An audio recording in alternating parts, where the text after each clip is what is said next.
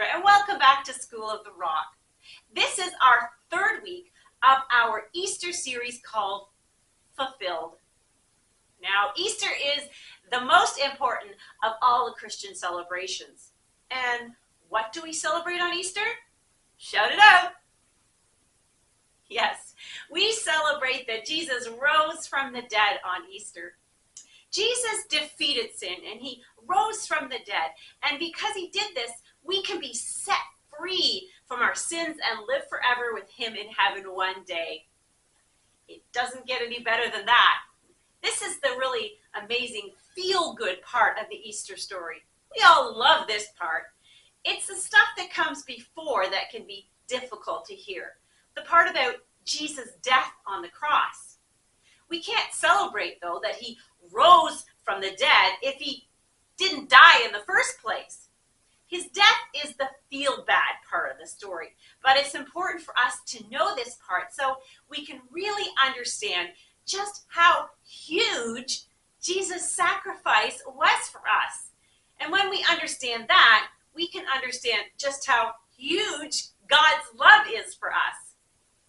In this series, we have been looking at special messages that God gave his people in the Old Testament about things that would happen but hadn't happened yet, and particularly around Jesus' death and resurrection. Now, another word for these special messages is prophecies. This week, we are going to look at 3 prophecies found in the Old Testament book of Psalms about the Messiah's death. The Messiah was the one God had promised to his people who would save them and set them free. Through his death, Jesus proved that he was the Messiah. There were several prophecies given in the Old Testament book of Psalms about the Messiah's death, but we're just going to look at 3 of them today. These prophecies were written over 1,000 years before Jesus was even born. The prophecy verses we're going to look at in the book of Psalms are found in Psalm 22. And we'll see how the prophecies there about the Messiah's death match up with the story of Jesus' death in the New Testament book of Matthew. But before we jump into the Bible story, let's say our big idea together. Jesus' death on the cross proved he was the Messiah who came to set us free from our sin. Let's start off with the story of Jesus' death in the New Testament in Matthew 27:32-46. After Jesus was put on trial in front of the Roman ruler in Jerusalem, Pontius Pilate, he was led out of the city by Roman soldiers to the place he would be crucified. On their way out of the city, they met a man from Cyrene. His name was Simon. They forced him to carry the cross. They came to a place called Golgotha. The word Golgotha means the place of the skull. There they mixed wine with bitter spices and gave it to Jesus to drink. After tasting it, he refused to drink it. When they had nailed him to the cross, they divided up his clothes by casting lots. They sat down and kept watch over him there. Above his head, they placed the written charge against him. It read, "This is Jesus, the King of the Jews." 2 rebels against Rome were crucified with him, one on his right and one on his left. Those who passed by shouted at Jesus and made fun of him. They shook their heads and said, "So, you're going to destroy the temple and build it again in 3 days? Then save yourself. Come down from the cross if you are the Son of God." In the same way, the chief priests, the teachers of the law, and the elders made fun of him. He saved others, they said, but he can't save himself. He's the King of Israel. Let him come down from the cross. Then we'll believe him. He trusts in God. Let God rescue him now if he wants him. He's the one who said, "I'm the Son of God."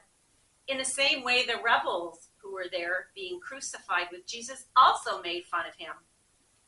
From noon until 3 o'clock, the whole land was covered with darkness. About 3 o'clock, Jesus cried out in a loud voice. He said, "Eli, Eli, lama sabachthani?" This means, my God, why have you deserted me? Shortly after this, Jesus cried out again in a loud voice. Then he died. Well, now that we have read the story of Jesus' death in Matthew 27, let's see how the prophecies in Psalm 22 about his death line up with the story we just read. Let's begin with Psalm 22:16. It says, "A group of sinful people has closed in on me. They are all around me like a pack of dogs. They have pierced my hands and feet." Let's see now if we can match that up with a verse in Matthew 27. Here it is. Matthew 27:35a. When they had nailed him to the cross. You see, Jesus' hands and feet were pierced by nails when he was put on the cross, just as the prophecy in Psalm 22:16 about the Messiah said would happen. Now let's look up the next prophecy in Psalm 22:18. "They divided up my clothes among them. They cast lots for what I am wearing." All right, we're going to need to take a look at Matthew 27:35 again for this one, but this time we'll be looking at the second half of Matthew 27:35. "They divided up his clothes by casting lots." Now, casting lots was a way that the people of Jesus' time sometimes made decisions. In this case, it would have been kind of like a game. It would be like rolling dice to see who gets the highest number to decide who wins. The soldiers probably used some sort of sticks or small rocks because dice hadn't been invented yet.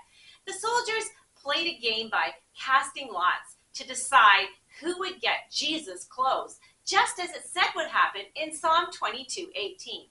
All right, on to our final prophecy for today, found in Psalm 22:1. My God, why have you deserted me?" Wait a minute. Weren't those the exact words Jesus used before he died on the cross? Let's reread Matthew 27:46. Here it is. "About 3 o'clock, Jesus cried out in a loud voice. He said, 'Eli, Eli, lama sabachthani?' This means, my God, why have you deserted me?" It's truly amazing that the prophecies about the Messiah's death given to the Israelites in Psalm 22 over 1,000 years earlier came true when Jesus died. That's how we can know for sure that Jesus is the Messiah, the one who came to set not just the Israelites free, but all people free from their sin through his death and resurrection. Only Jesus fulfilled all the prophecies in the Old Testament about the Messiah. Thanks for joining me again today. I hope you'll come back next week for the feel-good part of the Easter story. This is the part I love telling you the most. So bye for now.